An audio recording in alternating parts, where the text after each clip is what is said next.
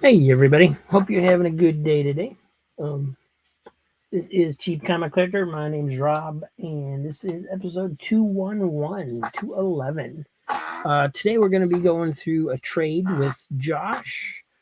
But before we get into that, I thought we'd do another What Am I Reading bit. And this is what I've been reading. The Justice Society Returns from 1999. This is almost a full set. I think I'm missing Adventure Comics and Sensation Comics with Wonder Woman. I think are the two that I'm missing. Unfortunately, they didn't put any kind of checklist on these, so I had to find the checklist somewhere else. But this series came out in 1999, and it features the return of the JSA. And it was written by James Robinson, and various artists participated, and various writers as well, actually. But it starts out with All-Star Comics #1 of a 2-issue miniseries, which is the front and back end of the story with all the one-shots in between. So it starts off with our man as a young boy getting visited by his future self, or a version of his future self. And most of this takes place during World War II. Our man is investigating some Nazis, but it was actually a setup for them to lure all the mystical powered heroes, Dr. Fate, Zatara, Spectra, Sargon the Sorcerer, and a couple others that nobody's ever heard of that get killed, to gain the power that they needed to summon what they thought was going to be a demon that would be on the side of the Nazis. But instead, what they summoned was Stalker from the Stalker series from the 70s. And he's insane, and he wants to end all war. That's his mission. And he can't die until he ends all war. Unfortunately, that's driven him insane, and so he believes the only way to end all war is to basically kill off the human race. So the Justice Society gathers, and the Stalker, they go after Stalker and learn about him. So there's a little recap of his history from his series, and then they fight him, and they don't beat him, but they beat him down. And so he has to go and recover. But he summons like the Nazis that were killed. He brings them back to life as his superpowered agents to try and bring about the end of the world. And so they split up into these different teams to try and defeat his minions. And that's where the one-shots come in. So this one was the beginning here was written by James Robinson and David Goyer. Michael Lark was the penciler. Wade von Grawbadger and Doug Hazelwood were the inkers. And art's fine. It kind of fits the JSA. It's kind of a modern take on the classic JSA look. And then in the one-shots, the first one, All American Comics, Green Lantern and Johnny Thunder team up. And these were all good. These were all good stories. In the original JSA stories from the 40s, the few that I've read, I didn't really like the fact that they never really acted as a team. They'd gather as a team, and then they'd split up, and then they'd come back together as a team again. And that's basically what they do in this entire storyline. But the stories were really good. So you got Green Lantern and Johnny Thunder protecting the president and some other world leaders.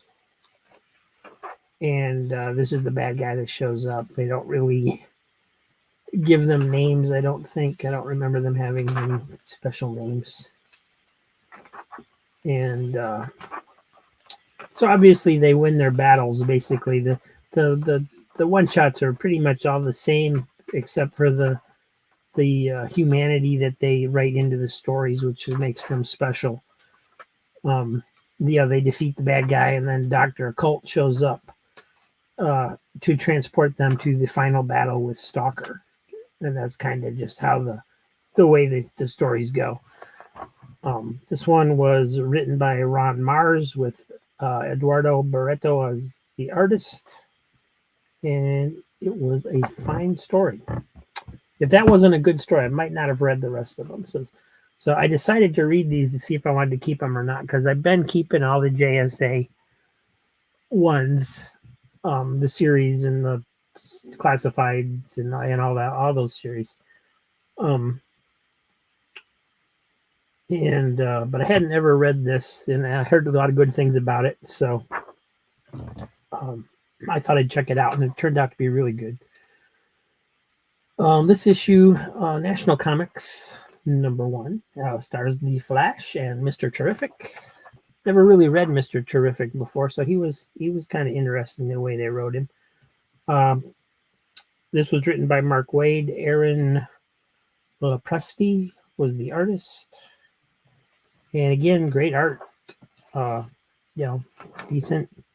They give a lot of backstory to Mr. Terrific, probably because most people aren't that familiar with him like me. He died way back in some old 1970s Justice League issue or something, I think.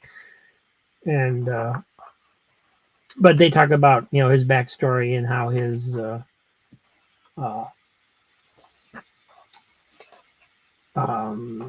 where his sense of fair play comes in, and that he's super smart. He's a surgeon, he's an architect, he's an engineer, he's whatever he needs to be, pretty much. And other than that, same storyline. They defeat the bad guy. Dr. Occult shows up. And then in Smash Comics, we have Our Man and Dr. Midnight. This one was written by Tom Pear and Stefan Sadowski. Stefan Sadowski did the pencils. Michael Baer did the inks, and I'm having a hard time reading the lettering because they did fancy lettering. It's not real clear. Our Man, Dr. Midnight. Basically, Our Man gets high on his pills that give him his superpowers, and Dr. Midnight tries to tell him how they're not good for him and stuff, and Our Man makes fun of his owl, and it's good character interaction. It's really kind of funny. And same thing. They defeat the bad guy. Dr. Occult shows up. Star Spangled Comics #1, Sandman and Star Spangled Kid, with Sandy, the Golden Boy, and Stripesy for good measure. And this one was written by Jeff Johns. Artist was Chris Weston. Ken Lopez was the letterer. Okay. So another great story. Another character shows up in here too that I don't think I've ever seen before. I've heard a little bit about him. It's called The King. He's some old character from the 30s that's a master of disguise. There he is, right here. And so he helps out, and then disappears. And they defeat the bad guy. Dr. Occult shows up. And Thrilling Comics features Hawkman and Wildcat. And this one was written by Chuck Dixon. Russ Heath did the art chores. Sorry, my lighting tipped over for some reason. I don't even have it on. Let's see if that helps. And let's see what happens in this one. They're in Africa, and Cheetah and Manhunter show up to help, which is weird because, or not Cheetah, Huntress. Is it Huntress? I think it's Huntress. Tigress. Tigress is what they're calling her. I think she used to be Huntress, but Tigress is what they're calling her in this. And anyway, they this one is a little more involved. They have to stop some missiles along with the bad guy who turns into this thing and this thing. So got a cool monster in this one. Tigress saves today with a flamethrower and basically cooks the squid thing. And Dr. Occult shows up and transports them to the final battle. And then I don't have the other two issues, but All-Star Comics number 2, which is the last issue of the 2-issue series. And we're back to James Robinson as the writer with David Goyer. William Rosado did the pencils. John Dell and Ray Keystring did the inks. And so they gather once again, just like the old stories of old. Adam gets a new costume. And Dr. Occult, what does he do? I don't remember exactly. Oh, he locates where the stalker is. So they find him in his Antarctic Fortress of Solitude, basically.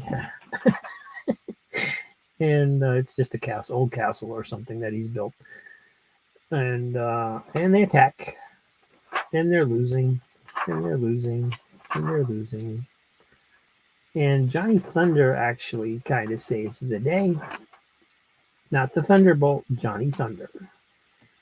And then, so it ends with them basically defeating Stalker. And our man basically, it's his final battle. And he gets glimpses of the future. He sees his son and, battles with the All-Star Squadron and JSA.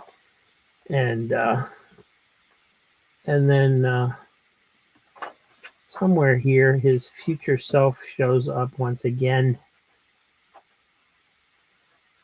And I didn't quite understand the whole Sands of Time thing, but anyways, the future android Our Man with Rex Tyler's memories is who it is. And then that leads into the future, which is the beginning of the new JSA series, I believe. In June, when the all-new JSA monthly series makes its debut. So yeah, this was actually the lead-in to the JSA series that everybody raves about by James Robinson. So good stuff all around. Really great stuff. Definitely going to keep those. And let's see, what are we doing? We're trading with Josh today. So let me grab those books. There we go, Josh. All right, so these are the ones that Josh requested off of the trade list. And he had quite a list. So these are the ones I'm sending him. We have Avengers number 58, Legacy number 473. Adventures of Superman 501 with the die cut cover. Can open that up and see Superboy on the inside. And Avengers 57, Legacy 472. Avengers 73, Legacy 488. Avengers 72, Legacy 487. 56/471. 74/489. And number 501. I got the Avengers West Coast Atlantis Attacks Annual from 1989. That's number 4. Batman and Robin, number 12 from the New 52. Batman Eternal, number 36. Batman Eternal, number 16.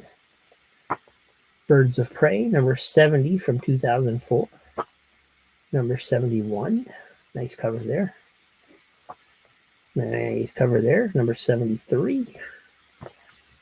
Bishop, number 1 with the shiny cover. Shiny. Incredible Hulk 64. Incredible Hulk 112, but it's starring Hercules.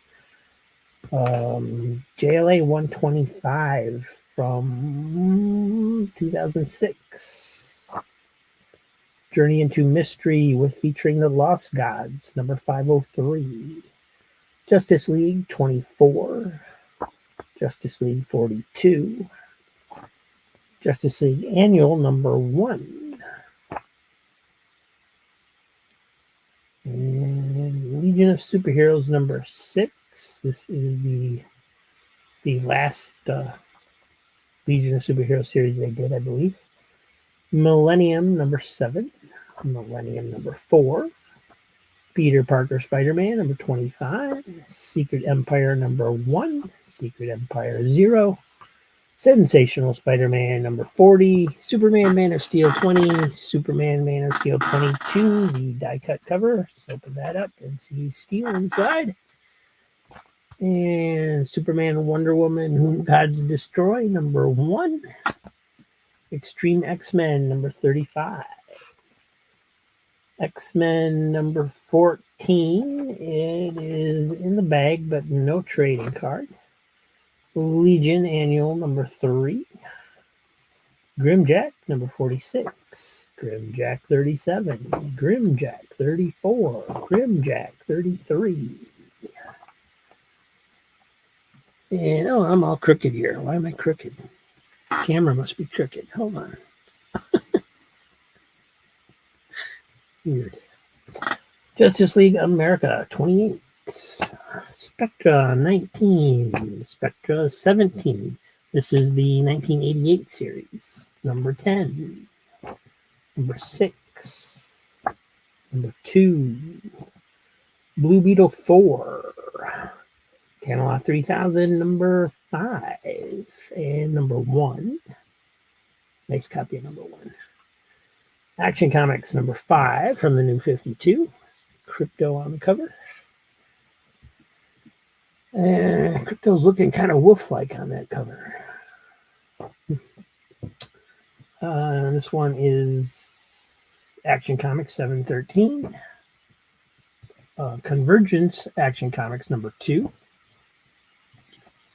Hawkman number 25. New Teen Titans Annual number 1. A little beat up, but a great read. Marvel Legacy number 1. Which I'm surprised it took so long for somebody to pick this one up. But there we have it. That's what I'm sending Josh. And now we get to see what he sent me. So we got the whole box of comics. And let's see, what's the best way to do this is to just put them on the floor, I guess. And take a few out at a time. So the first thing that I noticed was he sent this Donald Duck free Halloween giveaway back to me that I had sent with the last books I traded him. So I guess he didn't want that. I have a whole stack of those, so I've been just slipping one in to people that trade. But I guess he didn't want it. And then we have Blue Firefly, Blue Sun Rising, 0 issue.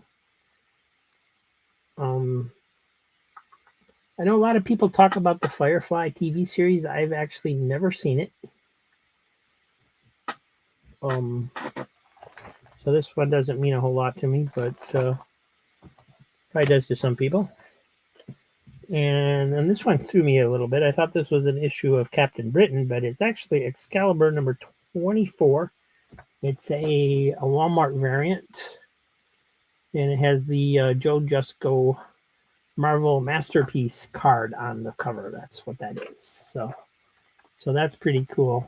I might keep that one. And then this one blew me away. Blackhawk number 245, man. 1977, I believe. No, 1976. Yeah. So that's cool. It's got a little somebody wrote something on there or drew something. Can't quite tell what that's supposed to be, but it's complete. Got this great Joe Kubert cover, even though Blackhawk's looking a little plastic manny there. But great old issue. Love it. Original Ghost Rider number 2. Original Ghost Rider number 3. And looks like we got turned around a little bit. Nexus number 60. Never read Nexus, but it's like one of those great first comic series that I'm getting more and more interested in. Nexus 66. Captain Marvel number 9, caught between the Silver Surfer and the Super Skrull. Green Lantern number 2. Here lies the Guardian of the Universe. Green Lanterns number 3, number 4, and number 5. Now I already had 1 and 2, so this is a nice complement to that. Unfortunately, they're probably all gonna go into a claim sale at some point. But Hale Jordan and the Green Lantern Corps number 30. And then, these were good too. The Inferno. He actually sent the entire Inferno series 1 through 5. So this is number 1, number 2, number 3, number 4, and number 5. It seems to feature Magic, Ilyana Rasputin. Other than that, I don't really know anything about it.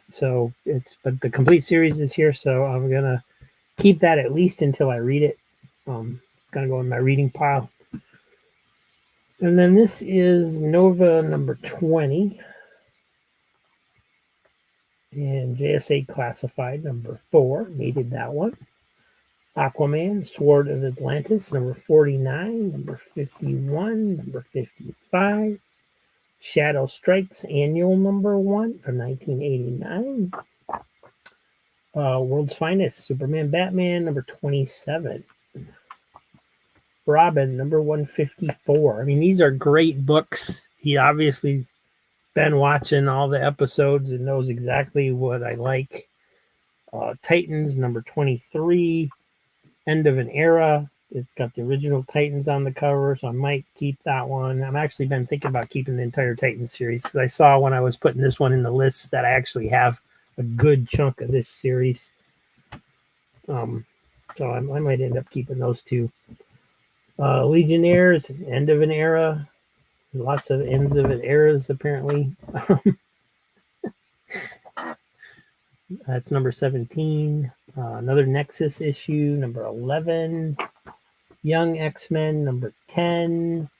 Professor Xavier and the X-Men, number 6. I mean, these are all books that are right up my alley, man. Just, yeah. Rune number 2. This is Malibu, but basically after Marvel bought them out or when they were in the process of merging or whatever they were doing. The Nam number 2. Daredevil, Man Without Fear, number 59. Legacy 439. Great stuff. Wildcats, number 1. This is volume 5. I'm going to pronounce this weird. I imagine that's how most people pronounce it. This is number 2. Don't know anything about that one. Witchblade, the manga, number 1. I'm not really into manga. But Witchblade's always been a character I've kind of wanted to check out. So, to be honest, I've never given manga a try. So I'm not saying it's bad. I'm just not familiar with it. Ultra Force number 12, guest starring the all new Exiles. So that's another Malibu from the era once Marvel got involved. Valor number 4 with Lobo. Shield number 3, inspired by the hit TV series. Looks like it's got Spider-Man, and I don't think that's Doctor Strange. I think that's the bad guy Baron Mordo or whatever his name is. Goofy Adventures number 8. Now, I actually have the entire Goofy Adventures series, but they are damaged a little bit from the water. So this is a pretty nice cover. It does have a crease right here with a color break all across the corner here. But other than that, it's not that noticeable because of the fireworks. And this is probably my second favorite cover from the Goofy Adventure series. So I really appreciate this one. This one is really cool. And I'm pretty sure it's in better shape. Despite that color break, it's in better shape than the one I've got, because I think the ones I have are kind of wavy from the water damage. From way back in the fire. So this is, but yeah, this is, Goofy as Washington crossing the Delaware, and of course he's playing all the parts in the boat, and they're all panicking. There's a shark down here circling the boat, and it's a really great cover. Warlord, there's number 122, Power Girl. I forgot that they tried tying Power Girl into all of that. And here's an interesting one. Warp Graphics Annual number 1. 8 different stories in here. You got Unicorn Isle, A Distant Soil, Elf Quest, Pondacon, Bud of the Innocent, Myth Adventures, Thunder Bunny, and Captain Obese. And it's weird because today, I'm filming this ahead of time as usual. It's about a week ahead of time. And today I was watching Psychotronic Squirt Gun, Aaron's channel, and he was going over some books he got in, and he was looking at I think the first issue of Fantasy or whatever, however you pronounce it, and it featured Captain Obese on the cover, and I knew this one was coming up tonight in the video that I was making, and I thought, oh, that's weird. He's looking at basically the same character I was looking at.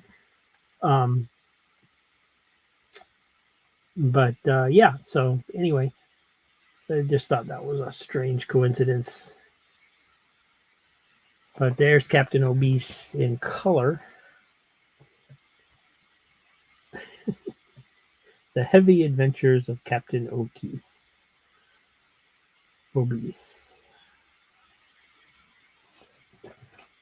I don't know if you could get away with a character like that today.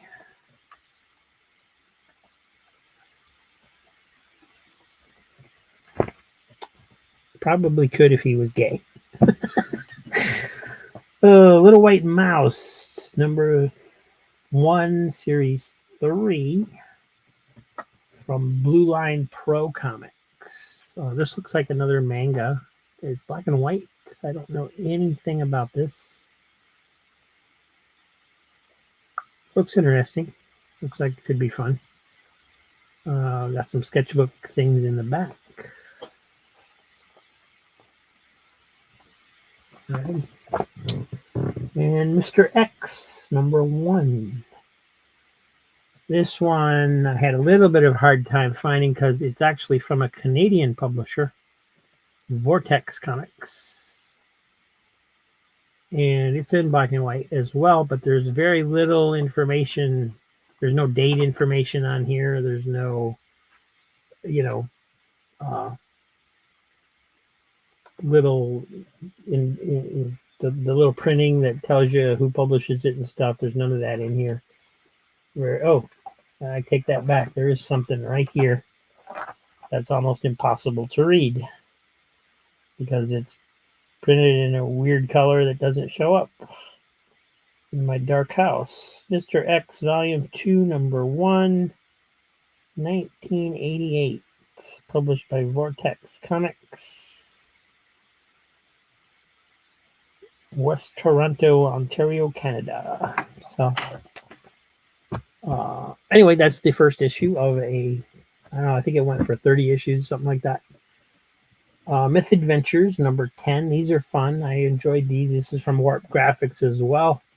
Black and white. Warp Graphics is one of those that it's like First Comics and what's the other one that I want to say? First Comics. What was the other publisher back then? Eclipse Comics. So it's kind of like from that era. And yeah, this is a great series. I love this series. So happy to get that. Supergirl number 11, Silver Banshee. She wants your soul. And so that looks like fun too. Nice art in there. Thor number 25. I think this is a new issue. Basically, this is 2022 July. So this isn't even a year old. And it's double sized, or at least it's thicker than normal. Great stuff in here too. So yeah, he just sent a wonderful variety of books. Thank you very much, Josh. I will get your books out to you shortly.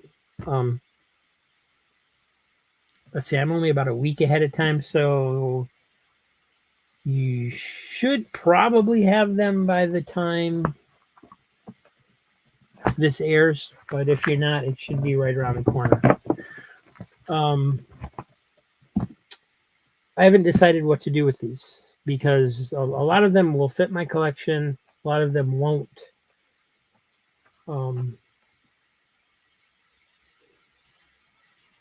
The way it is now, but I wish they did because he said such great stuff.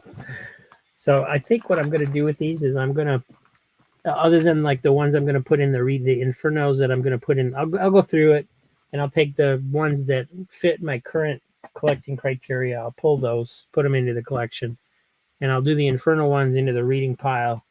And then, but the other ones, I think what I'm going to do with them is I'm just going to set them aside. I'm going to make a box where the ones that people trade me, I'm just going to set them aside for now. And, hopefully things will work out where I don't have to sell everything and I get to keep some stuff, and we'll see how things go. But I have so much that I can sell. I don't need to sell what's in these right away. And I really want to take some time to enjoy them. So thank you, Josh. Great job. Even the ones that don't have that much appeal to me, there's something interesting about them that I want to check out because I haven't checked out manga yet, and so I can do that with these. And the Firefly thing is a 0 issue, so that might be a good introduction to that for me. So it's and pretty much everything else is just right, just the kind of stuff I'm looking for. So thank you very much. And that's it for today. We will. Oh, tomorrow is live sale number 2. January 13th will be the second live sale. I'm recording this just a day or two before the first live sale, so I'm not sure yet how we did. Hopefully we did well, and hopefully this one tomorrow will do well. So tell all your friends, check it out. We'll be live at around 12:30 after the Comic Book Memories show. And we'll see you then. Thanks, everybody. Have a great day. Hope you're all doing well. I'm doing well. Mom's doing well. So thank you. And we'll see you soon.